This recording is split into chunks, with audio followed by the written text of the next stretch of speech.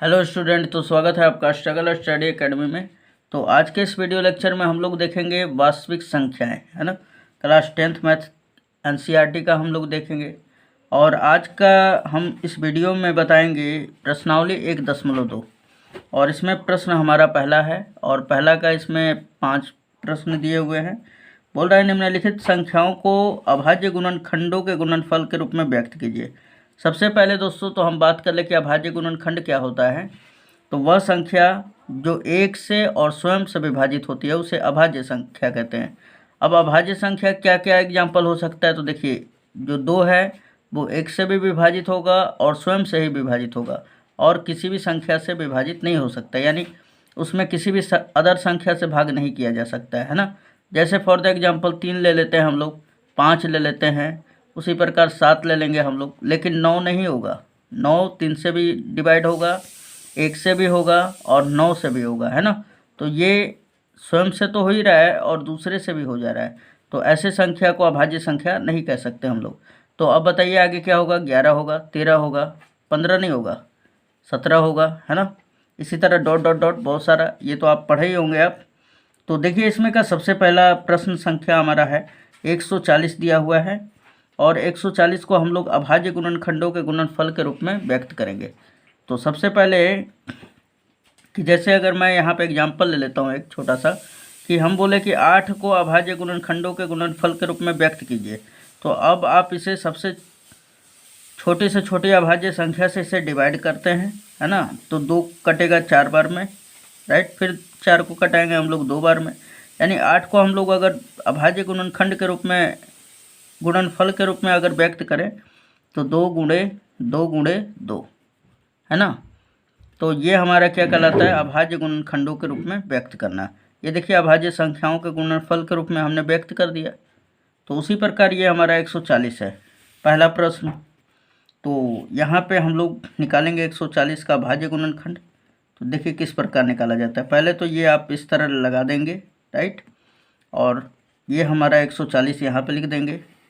और सबसे पहले सबसे छोटी अभाज्य संख्या क्या होती है, आप बता सकते हैं क्या। 2 से इसे डिवाइड करेंगे तो ये जाएगा 70 बार में, फिर 2 से कटाइए, ये जाएगा 35 बार में, फिर 5 से कटाइए, इसके बाद 3 से देखते हैं हम लोग, 3 से नहीं जाएगा। फिर 5 हमारा होता है ना अभाज्य संख्या, 5 सते 35, 7 बार में जाएगा। तो अब यहाँ पे लिखेंगे आप, इसलिए चाहे यहाँ पे लिख सकते हैं, इसलिए 140 बराबर क्या हो जाएगा। तो यहाँ पे 2 गुणे 2 गुणे 5 गुणे 7, 2 मल्टीप्लाई 2 मल्टीप्लाई 5 मल्टीप्लाई 7, और यही कहलाता है अभाज्य गुणनखंड के गुणनफलों के रूप में व्यक्त करना, राइट। तो यही हमारा आंसर हो जाएगा पहले का दोस्तों। दूसरा क्या दिया हुआ है, 156 दिया हुआ है ना। तो 156 ले लेते हैं दूसरा नंबर क्वेश्चन। तो दूसरा दिया हुआ है 156। चलिए इसका अभाज्य गुणनखंड निकाल लेते हैं हम लोग। तो यहाँ पे मैं निकाल ले रहा हूँ 156 का। तो चलिए इसे 2 से सबसे छोटी अभाज्य संख्या क्या है, 2। तो 2 से करेंगे, 2 सते 14, 2 आठे 16, फिर 2 से करते हैं हम लोग, 2 तिया 6, 2 नवा 18, फिर 2 से करते हैं हम लोग, तो ये जाएगा 2 एकम 2, और अब ये नहीं जाएगा 2 से, है ना, 3 से जाएगा ना। 3 से हम लोग इसे डिवाइड करते हैं तो 3 एकम 3, 3 तिया 9। अब देखिए अब फिर जाएगा क्या, तो अब आंसर है ये कि अब नहीं जाएगा, है ना। तो हम इसे लिखेंगे, इसलिए 156 का अभाज्य गुणनखंड के गुणनफल के रूप में अगर व्यक्त करना है तो 2 गुणे 2 गुणे 3 गुणे 13, यहाँ पर लिख लेंगे 2 गुणे 2 गुणे 3 और फिर गुणे 13, और यही क्या होगा आंसर, राइट। चलिए ये हो गया। ये वाला ऐसे आपको रफ साइड में करना है, आप बस इस तरह भी कर देंगे तो भी हो जाता है, लेकिन ये कर लेने से आपका जो आंसर है ये बहुत ही काफ़ी आसान हो जाता है करने में, है ना। चलिए आगे तीसरा हम लोग देखते हैं। 3825 दिया हुआ है, तो इसे भी लिख लेते हैं हम लोग। क्वेश्चन नंबर 3 दिया हुआ है हमारा 3825। ये हमने 3825 लिख लिया। इसका हम लोग अभाज्य गुणनखंड निकालेंगे, तो ये हमने यहाँ पे रफ साइड में निकालना स्टार्ट करेंगे हम लोग, है ना। 3825। अब देखिए इसके लास्ट में हमारा 5 है ना, तो ये 3 से नहीं जाएगा, है ना। चाहे 3 से करके देखिए, 3 एकम 3, 3 दूना 6, 2 लगेगा ना, 3 सत्ते 21 चला जाएगा। ठीक, तो 3 से हम लोग डिवाइड करते हैं सबसे पहले। तो 3 एकम 3 और 3 दूना 6, 2 और 2 लगेगा ना, 3 सत्ते 21 और फिर 3 पाँचे 15। उसके बाद देखिए फिर 3 से जाएगा क्या, हाँ फिर 3 से चला जाएगा, फिर इससे जाएगा कितना बार में, 3 चौके 12, 3 दूना 6 और 3 पाँचे 15। फिर से देखिए 3 से जा रहा है क्या, तो अब 3 से नहीं जाएगा, है ना। 3 एकम 3, 3 चौके 12, लेकिन ये 5 नहीं जाएगा, तो अब 5 से डिवाइड करते हैं इसे। 5 आठे 40 और 2 5 बच रहा है ना, 5 पचे 25। फिर उसके बाद 5 से हमारा जाएगा, ये कितना बार में जाएगा, 17 बार में। तो अब लिखेंगे, इसलिए ये हमारा 3825 का अभाज्य गुणनखंड के गुणनफल के रूप में व्यक्त करेंगे किस प्रकार, तो लिखेंगे 3 गुणे 3 गुणे 5 गुणे 5 गुणे 17। राइट, 3 मल्टीप्लाई 3 मल्टीप्लाई 5 मल्टीप्लाई 5 और मल्टीप्लाई 17, और यही क्या होगा, आंसर। चलिए चौथा हम लोग देख लेते हैं। चौथा दिया हुआ है हमारा 5005 ना, तो चलिए इसे हम लोग डिवाइड करते हैं 5005 को। हमारा चौथा क्वेश्चन क्या दिया हुआ है, 5005। राइट, इसका अभाज्य गुणनखंड निकालते हैं हम लोग। तो यहाँ पे करेंगे हम लोग, 5 से डिवाइड करें ना हम लोग, तो 5 से डिवाइड करते हैं दोस्तों, तो 5 एकम 5, डबल जीरो आ जाएगा हमारा, फिर ये 5 एकम 5, है ना। उसके बाद फिर 11 से हमारा चल जाएगा क्या, 11 नवा 99 और फिर एक बचेगा, एक ये है, तो 11 से चला जाएगा, 11 नवा 99, 11 एकम 11।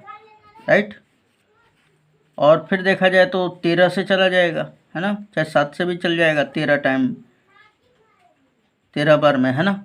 तो यानी कि हमारा क्या हो जाएगा, 5005 का अभाज्य गुणनखंड।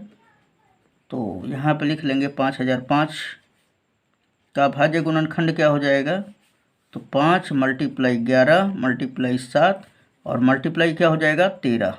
राइट, ये चौथा भी कंप्लीट हो गया। अब चलते हैं हम लोग दोस्तों पाँचवा पर, है ना। तो पाँचवा प्रश्न क्या कह रहा है, 7429 का अभाज्य गुणनखंड।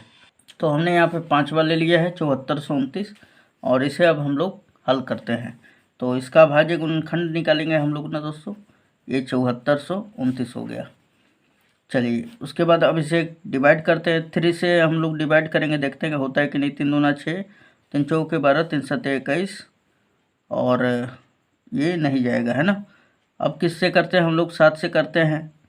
5 से तो जाएगा ही नहीं, है ना, और 2 से भी नहीं जाएगा, ये ना तो 3 से जा रहा है, तो 5 से भी नहीं जाएगा, तो 7 से करते हैं। 7 एकम 7, 7 छक्का 42, फिर भी 7 से नहीं जाएगा, है ना।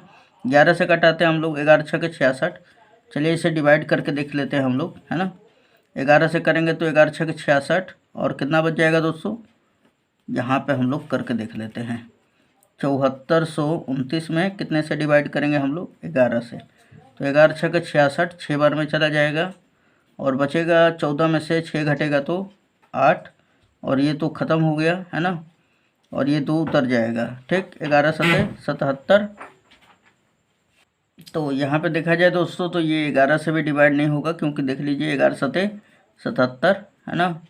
तो कितना हो जाएगा, ये 12 में से 7 घटेगा तो 5, और यहाँ पे ये कट जाएगा, ये 9 नहीं जा पाएगा। ठीक, 11 से, तो हम लोग 17 से डिवाइड करते हैं, 17 से चला जाएगा। इसी तरह अगर आप आगे चेक करेंगे तो आप पाएंगे कि 17 से चला जाएगा। राइट, चलिए 17 से हम लोग डिवाइड करते हैं, तो ये हो जाएगा 17 चौके 68, और कितना कैरी लगेगा दोस्तों, तो यहाँ पे 6 और ये 2, 17 तिया 51, और यहाँ पे बचेगा 11 और ये है 9, 17 साते 119, है ना।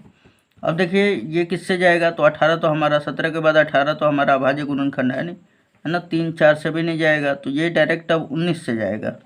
ऐसे क्वेश्चनों को अगर आप 1 2 बार बनाइएगा ना, तब इसका मतलब जो दिक्कत है वो ख़त्म हो जाएगा।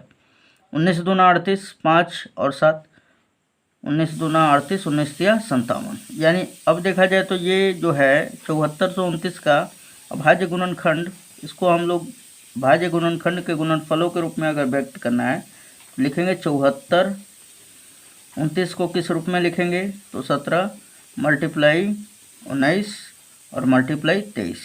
और यही क्या होगा, आंसर हो जाएगा, है ना।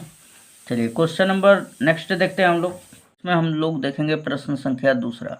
तो आइए इसे पढ़ते हैं और करना स्टार्ट करते हैं। यहाँ पे बोल रहा है कि पूर्णांकों के निम्नलिखित युग्मों के जो पूर्णांक नीचे दिए गए हैं 26 और 91, ये हमारा जोड़ा के रूप में है। युग्म मतलब जोड़ा होता है ना। युग्मों के एचसीएफ और एलसीएम ज्ञात कीजिए, यानी हाईएस्ट कॉमन फैक्टर और लोवेस्ट कॉमन फैक्टर ज्ञात करना है आपको, यानी मसा और लसा ज्ञात करना है, इसे हिंदी में कहा जाता है। तथा जांच कीजिए कि दो संख्याओं का गुणनफल जो होता है वो बराबर होता है एचसीएफ गुणे एलसीएम के, है ना। तो यहाँ पे देखिए सबसे पहले दोस्तों कि पहला प्रश्न क्या दिया हुआ है, 26 और 91 दिया हुआ है ना। तो इसे हल करना स्टार्ट करते हैं। तो सबसे पहले आपको क्या करना पड़ेगा, तो जो दिया हुआ है ना आपको, ये पहला नंबर में क्या दिया हुआ है, 26 और 91, है ना। अब क्या करना है आपको कि 26 का पहले अभाज्य गुणनखंड निकालना है। तो 26 का हम लोग क्या निकाल सकते हैं, 2 गुणे 13, 13 दूना 26 होता है ना। और 91 का निकाले तो 91 का अभाज्य गुणनखंड के गुणनफल के रूप में अगर व्यक्त करें हम लोग तो 13 सतह 91 हो जाता है, यानी 7 × 13। अब देखिए कि दोनों में क्या मैच कर रहा है, तो दोनों में 13 मैच कर रहा है ना। तो जो दोनों में कॉमन हो, है ना, और हाईएस्ट हो, वही क्या कहलाएगा, एचसीएफ। तो इसलिए यहाँ पर डालेंगे आप एचसीएफ। एचसीएफ बराबर क्या हो जाएगा दोस्तों, तो दोनों में क्या कॉमन है, तो 13, तो हम यहाँ पर लिख देंगे 13। और कुछ कॉमन हो रहा है क्या, तो और कुछ तो नहीं हो रहा है। अगर मान के चलिए 2 और 7 नहीं हो रहे थे, दोनों अलग अलग हैं, यहाँ पे 14, यहाँ पे दे देता 15 और यहाँ पे 13, तो ये भी नहीं होता ना। तो फिर क्या करते हैं हम लोग, इसको 1 के रूप में और इधर बढ़ा देते हैं हम लोग गुणनफल, मतलब हम लोग गुणे 1 भी लिख सकते हैं, गुणे 1 भी। तो हमारा एचसीएफ क्या हो जाता है, 1 हो जाता है ना। तो एचसीएफ बराबर क्या हो गया, 13। अब हम बात करते हैं एलसीएम का। तो एलसीएम क्या हो जाएगा हमारा, एलसीएम। तो देखिए यहाँ पे जो मैच कर रहा है उसमें से 1 लेना है, यानी 13 और 13 मैच कर रहा है तो 13 ले लिए हम। और क्या नहीं मैच कर रहा है, जो नहीं मैच कर रहा है वो सभी को ले लेना है। तो 2 भी नहीं मैच कर रहा है और 7 भी, तो ये भी ले लेंगे हम लोग, 2 गुणे 7, है ना। फिर से समझा दें कि ये क्या होता है कि जो नहीं मैच कर रहा है वो सभी संख्या ले लेना है। तो देखिए 2 और 7 एक ही नहीं है ना, अलग अलग है ना। तो 2 को भी ले लेना है, 7 को भी ले लेना है। अब ये दोनों मैच कर रहा है तो दोनों में से 1 ले लेना है खाली केवल, राइट। तो ये हो जाएगा 13 गुणे 2 गुणे 7। तो ये करेंगे हम लोग गुणा, तो 13 सत्ते 91 और 91 दूना क्या हो जाएगा, तो 2 एकम 2, 9 दूना 18, है ना, 182 हो जाएगा। अब देखिए एचसीएफ बराबर हमारा 13 हो गया है और एलसीएम बराबर 182 हो गया है। अब क्वेश्चन में यहाँ पे क्या कह रहा है हमारा, तो क्वेश्चन में कह रहा है कि अब आपको ये एचसीएफ और एलसीएम तो ज्ञात करना ही है। और हमने ये पहला इसमें 2 प्रश्न पूछा है, पूर्णांकों के निम्नलिखित युग्मों के एचसीएफ और एलसीएम ज्ञात कीजिए। तो हमने एचसीएफ भी ज्ञात कर दिया और एलसीएम भी ज्ञात कर लिए। अब क्या करना है, बोल रहा है कि जांच कीजिए कि दो संख्याओं का गुणनफल जो होता है एचसीएफ गुणे एलसीएम के बराबर होता है। दो संख्याओं का गुणनफल, दो संख्या क्या है हमारा, पहली संख्या 26 है और फिर 13 है। तो हम लोग यहाँ पर लिखेंगे कि जांच, क्या करेंगे हम लोग, जांच। तो लिखेंगे यहाँ पे दो संख्या क्या दिया हुआ है, यहाँ पे जांच के लिए क्या करना है, दो संख्याओं का गुणनफल, संख्याओं का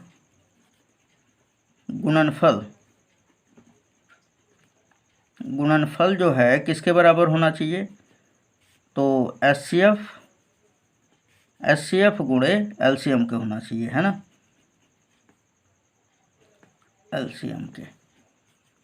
अब देखिए यहाँ पे कि दो संख्याएं क्या दिया हुआ है, 26 और 91 हम लोग ले लेते हैं। इन दोनों का गुणनफल है जो एचसीएफ गुणे एलसीएम के बराबर होना चाहिए।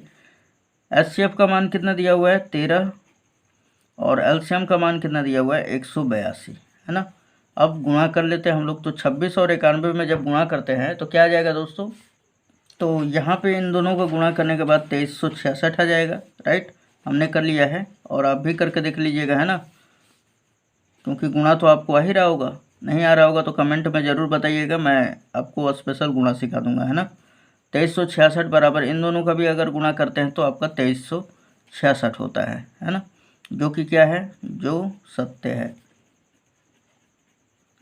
ना। तो यही हमको जांच करना था। तो उम्मीद है ये पहला क्वेश्चन आपको दूसरा का पहला क्वेश्चन समझ में आ गया होगा। चलिए क्वेश्चन नंबर इसमें का दूसरा देखते हैं हम लोग। 510 और 92 का आपको एचसीएफ और एलसीएम ज्ञात करना है और इनका जांच भी करना है कि दो संख्याओं का जो गुणनफल है वो एचसीएफ और गुणे एलसीएम के बराबर होता है। तो देखिए इसमें का क्वेश्चन नंबर सेकंड दोस्तों क्या दिया हुआ है, 510 और क्या दिया हुआ है 92, है ना। तो ये हमने लिख लिया। अब 510 का हम लोग अभाज्य गुणनखंड के रूप में हम लोग व्यक्त करना चाहेंगे। तो ये क्या होता है, 17×51। तो यहाँ पे लिखेंगे हम लोग 92 510 को अभाज्य गुणनखंड के रूप में। तो देखिए यहाँ पर इसका हम लोग अभाज्य गुणनखंड यहाँ पे निकाल ले अगर साइड में, तो ये हो जाएगा 510। सबसे पहले 2 से डिवाइड कर लीजिए आप। तो 2 से 2 दूना 4 और फिर 2 पचे 10, है ना, और फिर 2 पचे 10। फिर हमारा 3 बार में जाएगा क्या, हाँ 3 बार में चला जाएगा। 3 8 24 और 3 पचे 15। फिर उसके बाद 17 बार में जाएगा, या 5 से हम लोग लेके जाते हैं 17 बार में। यानी फिल्टराइजेशन करें इसका तो ये होगा 2 गुणे 3 और गुणे 5 गुणे 17 लिख देंगे इस तरह। उसके बाद 92 है हमारा, तो यहाँ पे लिखेंगे 92। तो ये हो जाएगा 23 चौके 92 होता है ना, तो 2 गुणे 2, 2 दूना 4 और 4 में 23 का गुणा कर देते हैं तो क्या होता है 23 चौके 92, है ना। अब देखिए दोनों में क्या मैच कर रहा है। तो यहाँ पे देखा जाए तो 2 और 2 मैच कर रहा है हमारा, है ना। यहाँ पे आप घेरा भी बना सकते हैं इस तरह।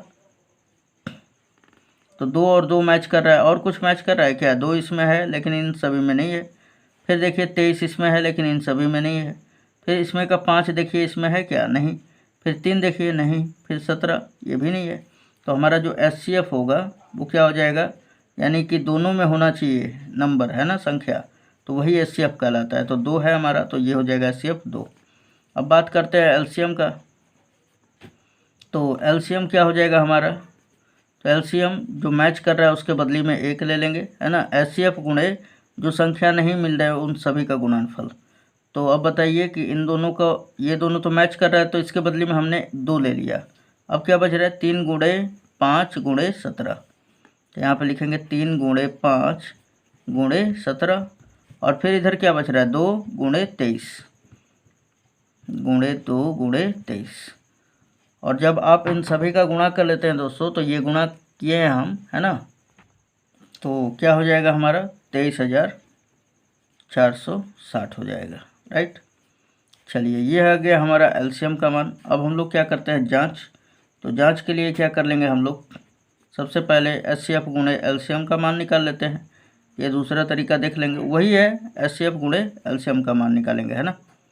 एलसीएम इक्वल टू क्या हो जाएगा, एचसीएफ का क्या है हमारा मान, तो 2, और एलसीएम का क्या है मान, तो 23,460।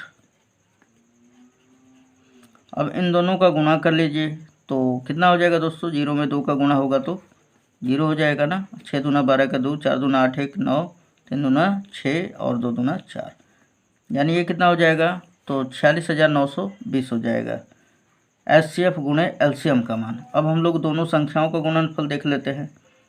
तो यहाँ पे लिखेंगे दो संख्याओं का गुणनफल। तो दो संख्याएं क्या दिया हुआ है हमारा, 510 और 92 दिया हुआ है ना। तो इन दोनों का गुणनफल भी कर लेंगे, संख्याओं का गुणनफल अब देखेंगे, राइट। गुणनफल क्या दिया हुआ है हमारा, तो 510 और गुणे 92, और इन सभी का अगर आप गुणा करते हैं तो इतना ही पाएंगे, है ना। तो यहाँ पे हम लिख सकते हैं कितना आ जाएगा, 46,920, राइट। तो ये देखिए यहाँ पे कि एचसीएफ गुणे एलसीएम का जो मान है इतना ही आया है, और दो संख्याओं का गुणनफल भी 46,920 ही आया है। तो हम लोग कह सकते हैं क्या कि एचसीएफ बराबर एलसीएम इज इक्वल टू दो संख्याओं का गुणनफल, है ना, बराबर होगा ना, दो संख्याओं का गुणनफल। तो दोनों बराबर है तो हम यहाँ पे कह दे सकते हैं कि ये सत्य है। तो यहाँ पे कह देंगे हम लोग, अतः दो संख्याओं का गुणनफल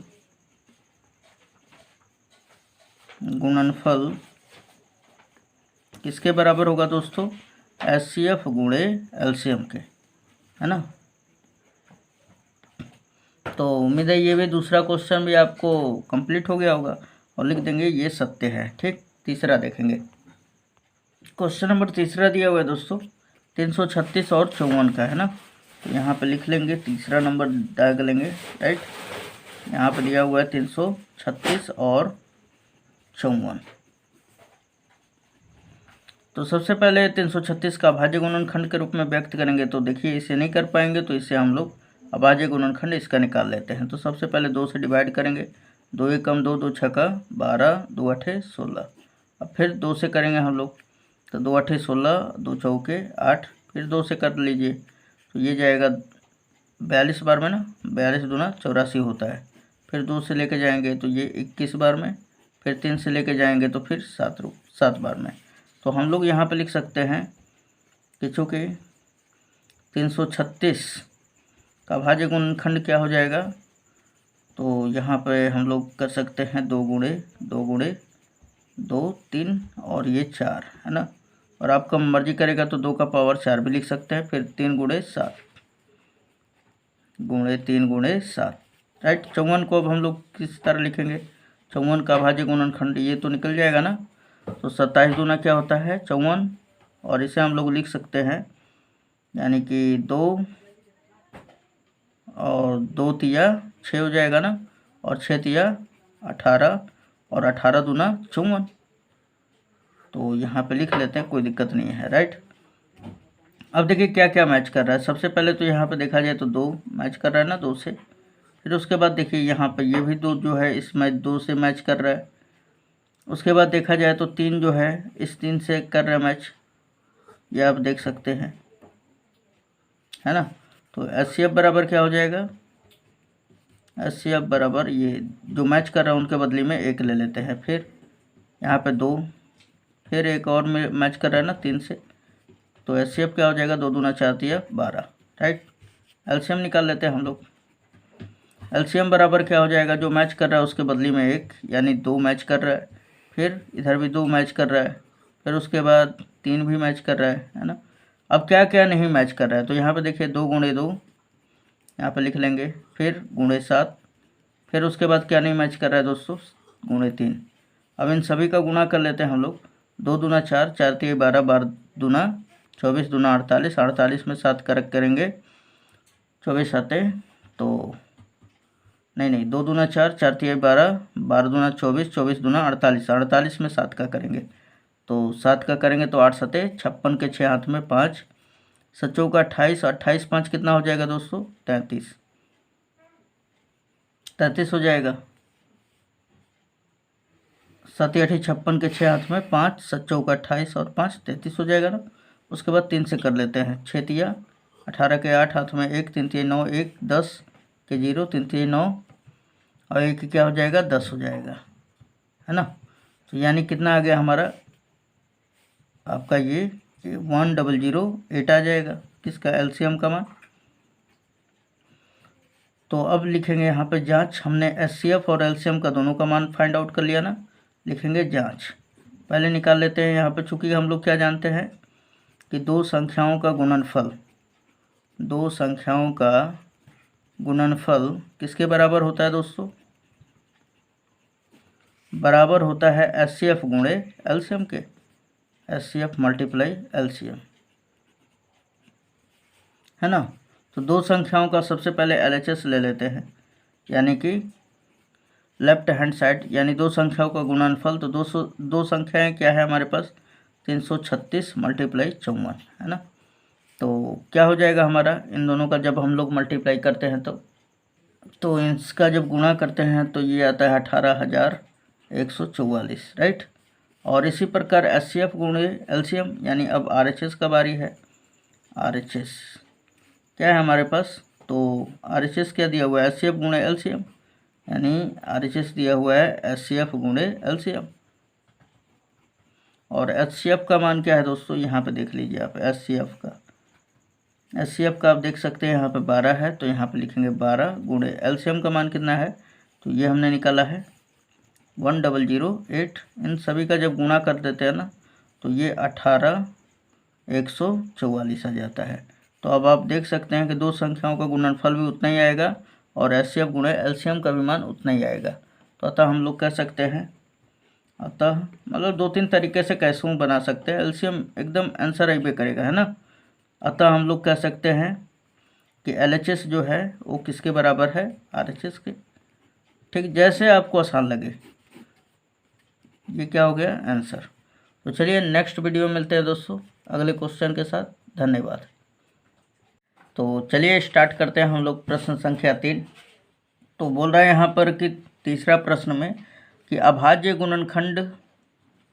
गुणनखंडन विधि द्वारा निम्नलिखित पूर्णांकों के HCF और LCM ज्ञात कीजिए। तो यहाँ पे ध्यान दीजिएगा दोस्तों, इसके शब्दों पे ज़्यादा ध्यान देना है हमें, है ना। अगर हम लोगों को अच्छी तरह से क्वेश्चन को पढ़ना आ गया बढ़िया से, तो क्वेश्चन पढ़ते पढ़ते आधा से अधिक सोल्व हो जाता है ना, अगर आपका कॉन्सेप्ट क्लियर है तो। यहाँ पे देखिए बोल रहा है कि अभाज्य गुणनखंडन विधि द्वारा, यानी कि आपको ये जो तीनों में दिया हुआ है, पहला प्रश्न, दूसरा प्रश्न और तीसरा, इनमें हमको क्या करना है, सभी संख्याओं का अभाज्य गुणनखंड निकालना है ना। उसके बाद फिर मतलब 12 को अभाज्य संख्याओं के गुणनफल के रूप में व्यक्त करना है, 15 को भी और 21 को भी। फिर उसके बाद बोल रहा है कि इन पूर्णांकों का आप क्या करें, HCF और LCM ज्ञात करें। तो आइए सबसे पहले हम लोग अभाज्य गुणनखंडन विधि के द्वारा HCF और LCM कैसे ज्ञात करते हैं, आज के इस वीडियो लेक्चर में हम लोग जान जाएंगे। और ऐसा कितना भी कैसे भी करके क्वेश्चन अगर पूछेगा तो आप बना कर आइएगा, है ना। तो चलिए देखते हैं हम लोग। तो प्रश्न संख्या तीसरा का क्या देखेंगे हम लोग, पहला नंबर, राइट। पहला नंबर क्या दिया हुआ है दोस्तों, 12, 15 और 21। यहाँ पर लगा लेंगे 12, 15 और 21। तो सबसे पहले 12 को हम लोग अभाज्य गुणनफल के रूप में हम लोग व्यक्त करेंगे, अभाज्य संख्याओं के गुणनफल के रूप में। तो यहाँ पे लिखेंगे, इसलिए 12 बराबर क्या लिख सकते हैं हम लोग, 12 का अभाज्य गुणनखंड 2 तिया 6 और 6 दूना 12, है ना। उसके बाद फिर 15 को कैसे लिखा जा सकता है, तो 15 को लिखा जा सकता है 3 × 5, राइट। उसके बाद 21 को, तो 21 को आप जान रहे होंगे 3 × 7। अब देखिए बात होती है यहाँ पे HCF और LCM की। तो यहाँ पे पहले लिखेंगे, इसलिए HCF बराबर निकालेंगे और उसके बाद LCM निकालेंगे, राइट। तो ये दोनों मैं लगा ले रहा हूँ और अभी लिख दे रहा हूँ। अब यहाँ पे देखिए आप कि सबसे पहले तो आप HCF अगर निकालना है तो यहाँ पे इसका अर्थ होता है हाईएस्ट कॉमन फैक्टर और LCM का होता है लोएस्ट कॉमन फैक्टर। यानी HCF का मतलब कि जो सभी में हो और हाईएस्ट हो, अधिकतम हो और सभी में हो। अगर आपको लैंग्वेज के रूप में अधिकतम बोल देना कि अधिकतम संख्या ज्ञात कीजिए, तब पर भी आप यही ज्ञात कीजिएगा, है ना। तो यहाँ पे देखिए 3 यहाँ पर भी है, यहाँ पर भी है और यहाँ पर भी है ना। लेकिन देखा जाए तो 7 यहाँ पर है, लेकिन यहाँ पर भी नहीं है, ना तो यहाँ पे है यहाँ पे भी नहीं ना है। उसके बाद अगर 2 देखें हम लोग यहाँ पर, क्या 5 देख लीजिए आप, 5 देखते हैं हम लोग, तो इन दोनों में नहीं है, केवल खाली यहीं पे है ना। तो वैसी संख्या चूज करना है जो तीनों संख्याओं में हो, और एक ही जैसा हो। तो 3 यहाँ पर भी है, यहाँ पर भी है और यहाँ पर भी है। तो HCF बराबर क्या हो जाएगा दोस्तों, 3। अगर मान के चलिए हम आपसे क्वेश्चन पूछ रहे हैं कि अगर मान के चलिए कि इसमें से मतलब 12 का भी फिल्टराइजेशन करते, 15 का और 21 का भी, और इन सभी में से कोई भी नंबर एक दूसरे से नहीं मैच करता, तब फिर HCF क्या होता। तो यहाँ पे आंसर होगा कि सबके गुणनखंड जो इनके गुणनफल के रूप में हमने व्यक्त किया है, गुणे 1 लिख सकते हैं, यहाँ पे भी गुणे 1 लिख सकते हैं और यहाँ पर भी गुणे 1। तो हमारा HCF 1 हो जाता है ना। लेकिन HCF निकलेगा ज़रूर, चाहे कोई भी संख्या हो, राइट। अब बात होता है LCM निकालने का। तो LCM जो तीनों में है उसके बदले में 1 लीजिए, तो तीनों में है, तो इसके बदले में कितना लेंगे हम लोग, 3 ले लेंगे। उसके बाद अब देखते हैं कि क्या नहीं मैच कर रहा है। तो 3 और 3 और इस 3 को छोड़ दीजिए, यहाँ पे मैं लगा दे रहा हूँ। ठीक, ये हमने लगा दिया ट्रिक। अब क्या बच रहा है, 2 और 2 बच रहा है यहाँ पे, तो यहाँ पे लिखेंगे 2 × 2। उसके बाद दूसरे वाले में देखते हैं 15 के फिल्टराइजेशन में, तो 5 है ना, यहाँ पे लिखिए 5। फिर उसके बाद यहाँ पे लिखिए 7। अब इन सभी का गुणा कर दीजिए, 3 दूना 6, दूना 12, 12 25 60 और 6 सत्ते 42, यानी 420। तो ये देखिए, अब ये पूरा क्वेश्चन का जो आंसर है ये पूरा परफेक्ट हो चुका है, राइट। तो ये आपका आंसर हो जाएगा। बहुत आसान है ना दोस्तों। अगर ये आ रहा है तो वीडियो को पॉज कीजिए और दूसरा प्रश्न को लगाइए। तो आप लगा लिए होंगे। अब देखिए क्वेश्चन नंबर दूसरा क्या कह रहा है। क्वेश्चन नंबर दूसरा हमारा क्या है, 17, 23 और 29 का एचसीएफ और एलसीएम निकालना है। तो 17, 23 और 29 का, तो अब देखिए 17 को हम लोग लिखेंगे क्या, 17 को अभाज्य गुणनखंड के रूप में लिखेंगे। तो 17 को लिख सकते हैं हम लोग ना, 17 × 1 लिख सकते हैं। लेकिन 1 हमारा अभाज्य संख्या नहीं है, लेकिन जान से लिख रहे हैं क्योंकि 23 का भी फिल्टराइजेशन नहीं हो सकता है और 29 का भी नहीं है ना। 23 को भी लिख सकते हैं हम लोग, 23 बराबर 23 × 1। उसी प्रकार 29 को भी लिखा जा सकता है, 21 को 29 × 1।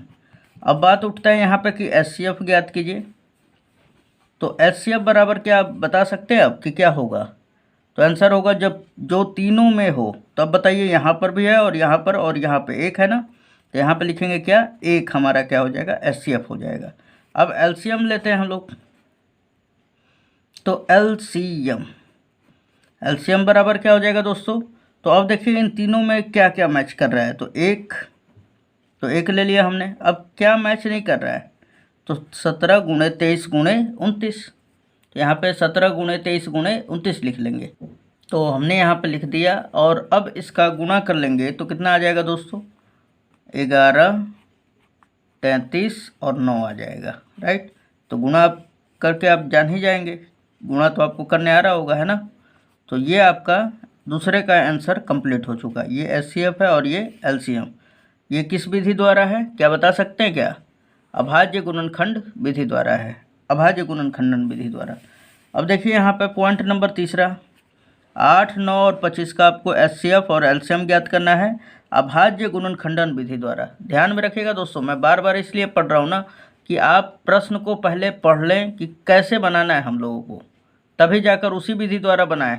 अगर आपका समझ लीजिए सुनने का अगर कंसेप्ट अगर क्लियर नहीं है, सुनने का मैं बता रहा हूँ, सवाल का छोड़ दीजिए, सुनने का अगर कॉन्सेप्ट क्लियर नहीं है तो आप खाली रट कर मैथ नहीं बना सकते, है ना।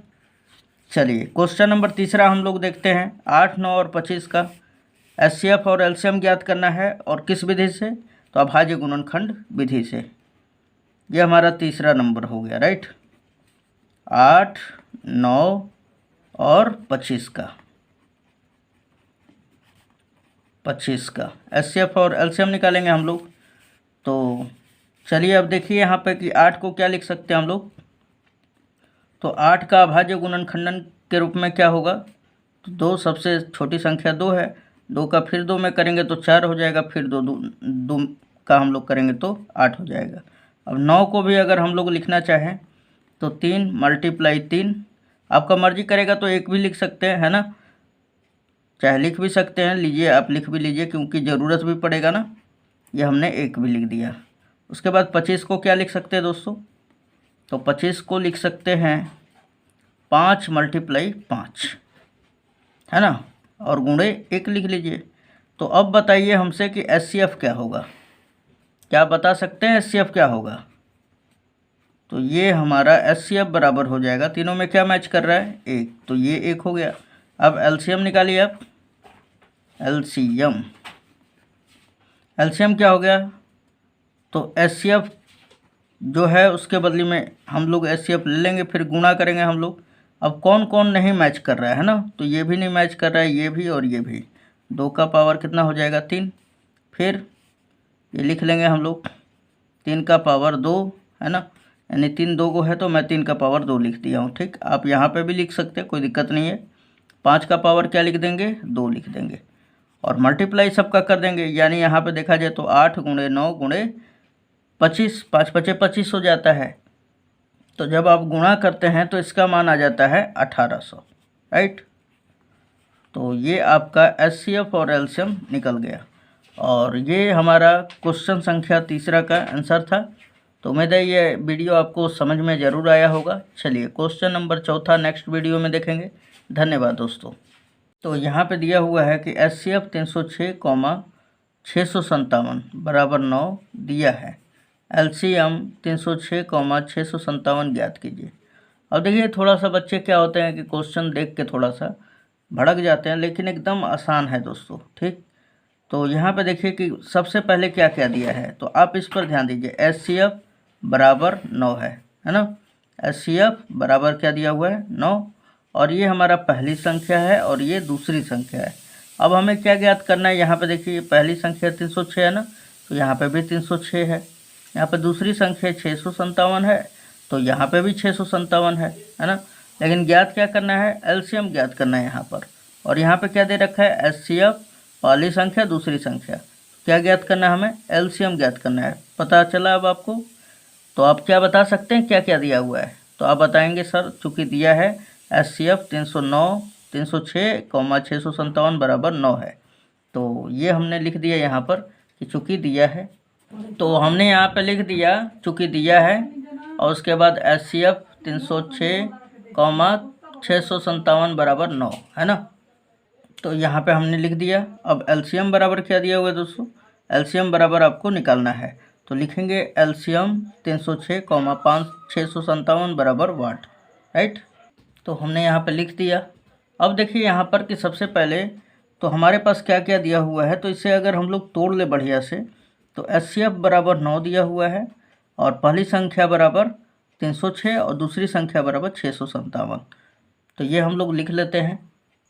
तो हमने यहाँ पे लिख दिया, ठीक, कि एचसीएफ बराबर 9, पहली संख्या बराबर 306, दूसरी संख्या बराबर 657। क्या ज्ञात करना है हमें, एलसीएम।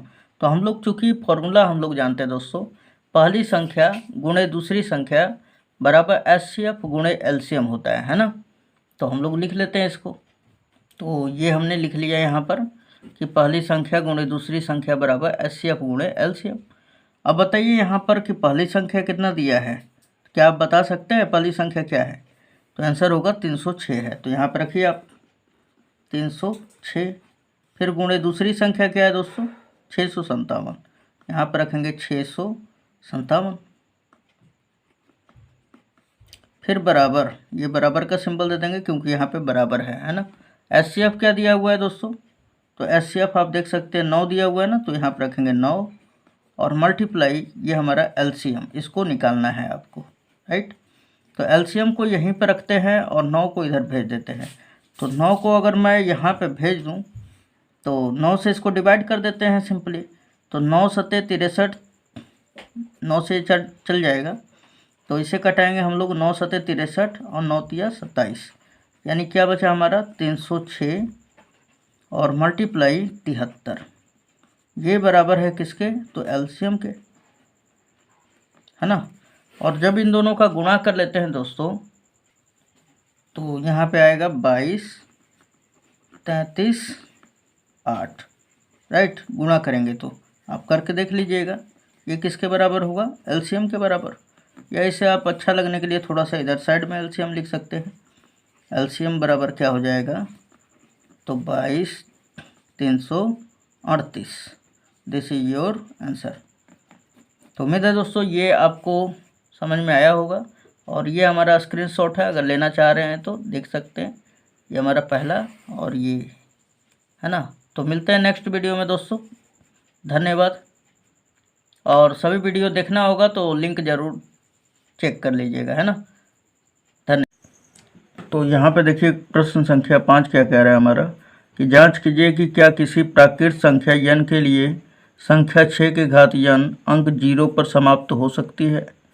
तो सबसे पहले यहाँ पर देखिए कि हम लोग प्रश्न को अगर बढ़िया से अगर पढ़ लें तो पढ़ते पढ़ते आधा सॉल्यूशन हो जाता है ना। तो इसलिए अच्छी तरह से और ध्यानपूर्वक पढ़ा जाता है। तो यहाँ पे जांच करने के लिए कह रहा है कि किसी प्राकृत संख्या n के लिए, है ना, 6 के घात n अंक 0 पर समाप्त हो सकता है।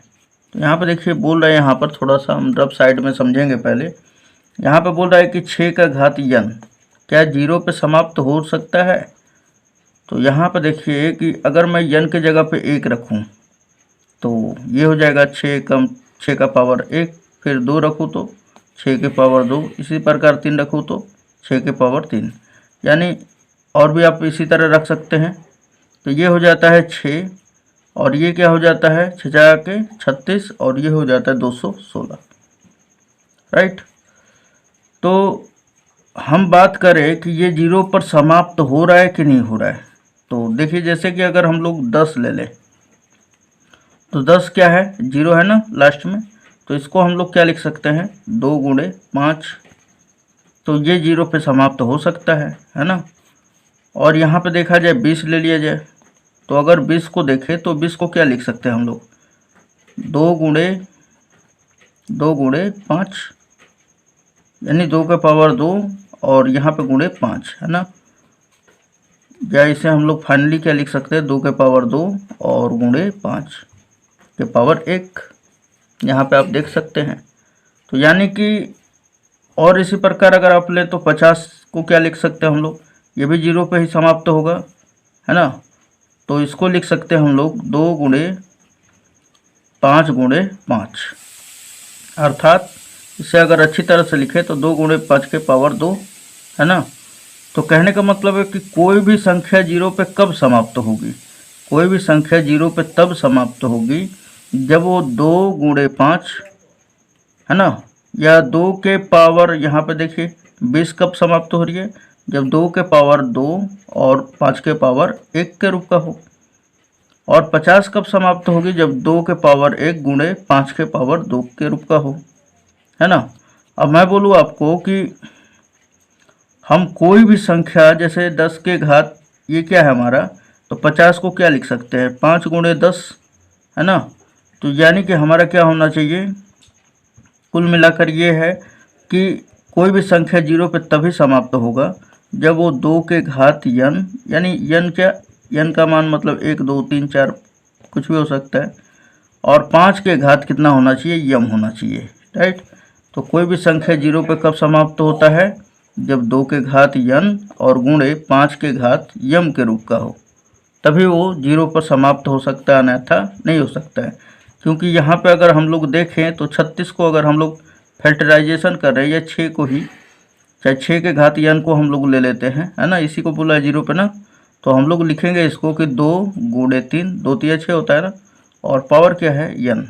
अगर मैं इसके ऊपर भी पावर चढ़ाऊँ और इसके ऊपर भी पावर चढ़ाऊँ तो ये हो जाता है 2 के घात n गुणे 3 के पावर n हो जाएगा।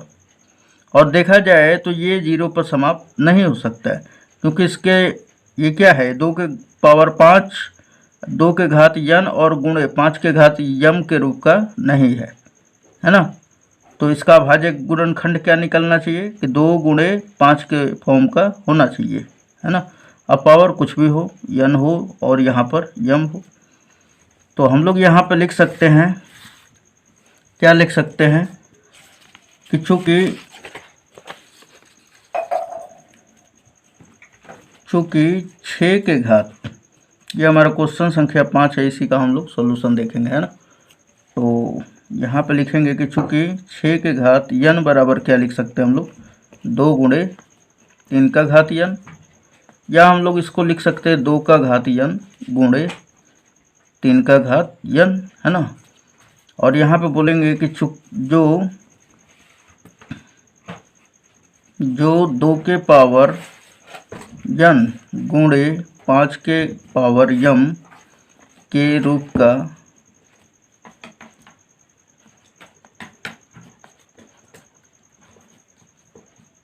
का नहीं है, अतः दी गई संख्या दी गई संख्या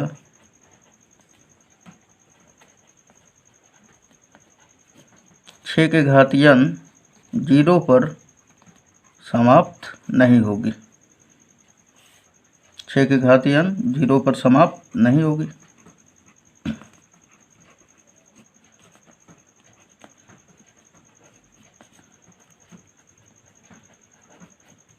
राइट, तो ये आपका ये क्वेश्चन नंबर 5 का क्या हो जाएगा दोस्तों, आंसर हो जाएगा। बस बहुत आसान है। और इसी तरह जैसे 4 के घातीयन दे दिया है ना, कुछ भी दे सकता है। तो ये अगर आपका 2 के पावर n और गुणे 5 के पावर m के रूप का होगा तभी वो 0 पर समाप्त होगा, अन्यथा नहीं होगा। तो उम्मीद है ये आपको वीडियो लेक्चर समझ में ज़रूर आया होगा। तो चलिए मिलते हैं नेक्स्ट वीडियो में। धन्यवाद। तो यहाँ पे दिया हुआ है क्वेश्चन नंबर 6 कि व्याख्या कीजिए कि 7 गुणे 11 गुणे 13 प्लस 13 और 7 गुणे 6 गुणे 5 गुणे इसी तरह गुणे 1 प्लस 5 भाज्य संख्याएं क्यों है। यानी कि आपको ये बताना है कि ये भाज्य संख्याएं क्यों है। तो बात कर ले दोस्तों सबसे पहले कि मैं इसे थोड़ा सा आपको डिटेल में समझाऊंगा और उसके बाद इसको हल कर लेंगे हम लोग, है ना। 1 मिनट में बन जाएगा। तो भाज्य संख्या के बारे में हम थोड़ा सा आपको बता दें कि भाज्य संख्या किसे कहते हैं। तो परिभाषा आप जानते होंगे कि वह संख्या, चाहे हम लोग सबसे पहले अभाज्य समझ लेते हैं कि अभाज्य क्या है, उसके बाद भाज्य आपको ऐसे ही समझ में आ जाएगा, है ना। अभाज्य संख्या उसे कहते हैं जिसका जो एक से और स्वयं से विभाजित होता है उसे हम लोग क्या कहते हैं, तो अभाज्य संख्या कहते हैं। और भाज्य संख्या किसे कहते हैं दोस्तों, तो वह संख्या जो एक से, स्वयं से और दूसरे से भी विभाजित हो, है ना। तो अभाज्य संख्या अगर हम लोग उदाहरण पे ले पहले कि उदाहरण इसका क्या क्या हो सकता है, तो जैसे आप ले सकते हैं 2, और 2 को हम लोग 1 से विभाजित कर सकते हैं या फिर 2 से विभाजित कर सकते हैं। तो यानी कि इसका जो है गुणनखंड कितना निकल के आया, 1 या 2, है ना। यानी कि इसका जो हम कहते हैं कि इसको कितनी संख्याएं विभाजित कर सकती है, 1 और ये 2। तो इसका अभाज्य गुणनखंड कितना हो सकता है अधिकतम, तो इसका मतलब हम कह सकते हैं कि इसको कितने गुणनफल के रूप में हम लोग व्यक्त कर सकते हैं, तो अधिकतम 2, है ना। उसी प्रकार अगर हम लोग भाज्य संख्या का ले लें तो भाज्य संख्या जैसे कि अगर हम लोग ले लेते हैं यहाँ पे 6 ले लेते हैं, और 6 को हम लोग क्या लिख सकते हैं, 2 गुणे 3 और गुणे 1, है ना। तो पहले तो देखा जाए तो 6 खुद से भी विभाजित हो सकता है ना, 2 से भी विभाजित हो सकता है, 3 से भी और 1 से भी। तो वह संख्या जिसका अभाज्य गुणनखंड 2 से अधिक हो, यहाँ पे 2 ही होगा अभाज्य गुणनखंड, है ना, लेकिन यहाँ पर अभाज्य गुणनखंड 2 से अधिक होगा। तो 2 से जब अधिक अभाज्य गुणनखंड होते हैं तो उसे हम लोग क्या कहते हैं, भाज्य संख्या, है ना। और जिसके 2 होते हैं अभाज्य गुणनखंड उसको क्या कहते हैं हम लोग, तो हम लोग उसके क्या कह सकते हैं, अभाज्य संख्या, है ना। तो हम लोगों को सिंपली ये जांच करना है कि जो दोनों दिया गया है संख्या क्या ये भाज्य संख्या है। तो आइए इस पे हम लोग विचार करते हैं और इसे हम लोग जांच करते हैं। तो ये प्रश्न संख्या हमारा 6 है। तो सबसे पहले यहाँ पे जो दिया हुआ है वो लिख लेंगे कि चूंकि दिया है और क्या दिया हुआ है, तो यहाँ पे देख सकते हैं आप 7 गुणे 11 गुणे 13 और प्लस हमारा क्या है 13 है। तो अगर हम लोग दोनों में से 13 कॉमन कर लें तो क्या बचेगा, 7 में 11 का गुणा करेंगे तो 77, और यहाँ से भी 13 निकल गया और यहाँ से भी, तो 13 यहाँ से भी निकला तो 11 7 77 हो गया, और यहाँ से भी निकलेगा तो क्या बचेगा, खाली केवल 1। और देखा जाए दोस्तों तो ये 13 और गुणे क्या हो जाएगा 78, और यहाँ पर हम लोग क्या कह सकते हैं कि इसको अगर हम लोग देखें तो 2 से अधिक फैक्टराइजेशन है, क्योंकि यहाँ पे 13 6 का 78 लिखेंगे फिर 2 3 6 हो जाएगा, है ना। तो हम बोल देंगे इसका 2 से अधिक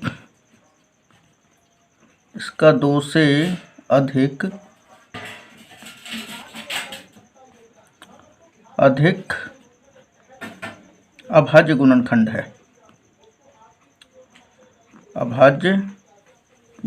है ना।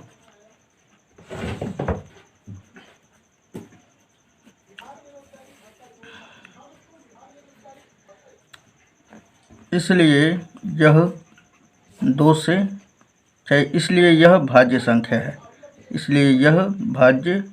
है, राइट, भाज्य संख्या है, ये आप लिख सकते हैं।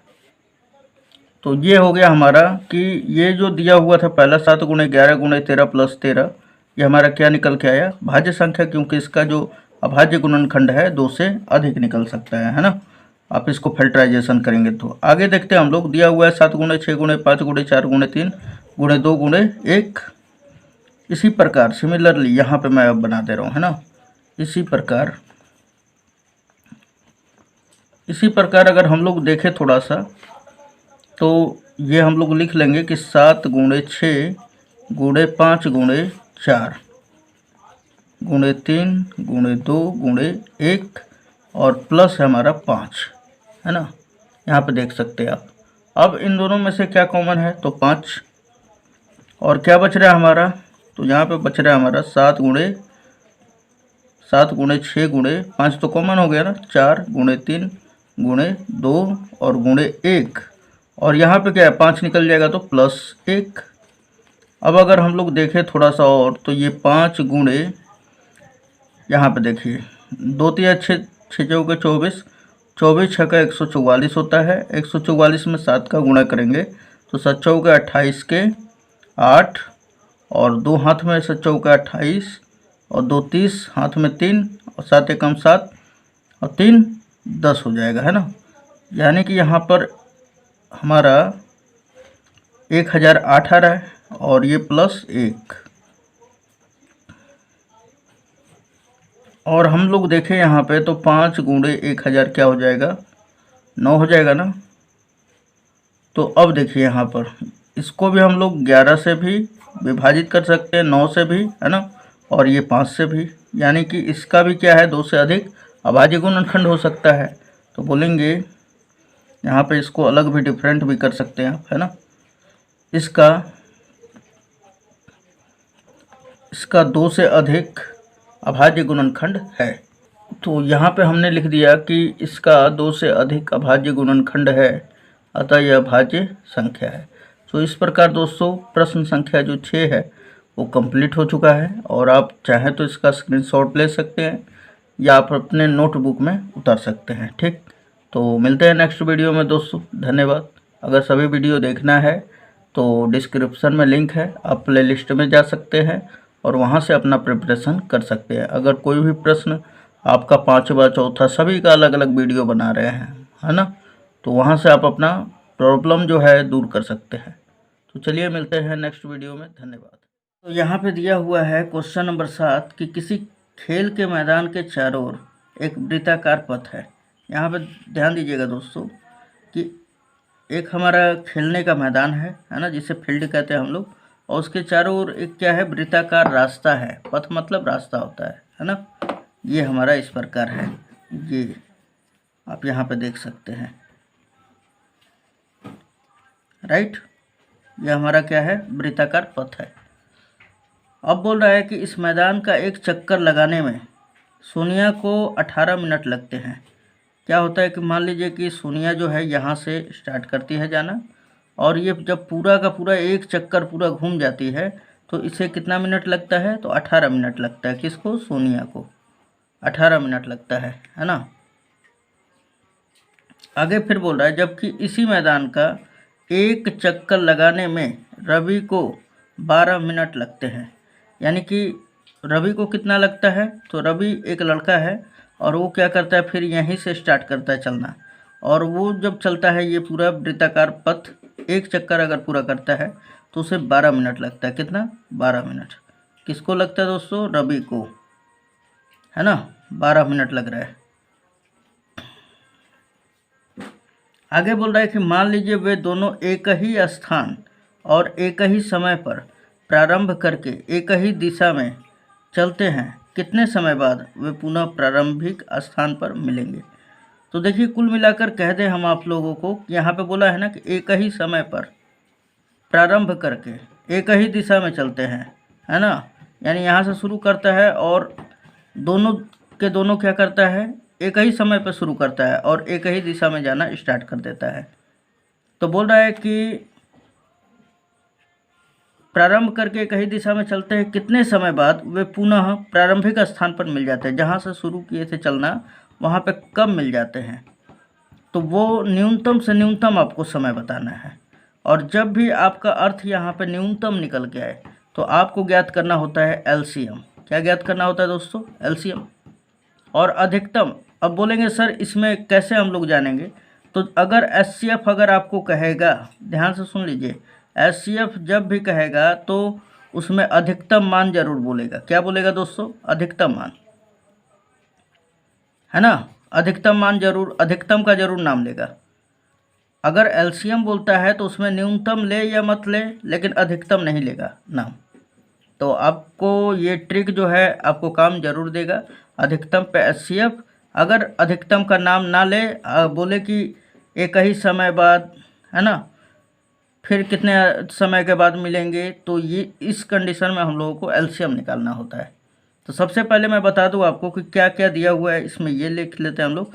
तो इस मैदान का एक चक्कर लगाने में सोनिया को कितना मिनट लगता है? 18 मिनट।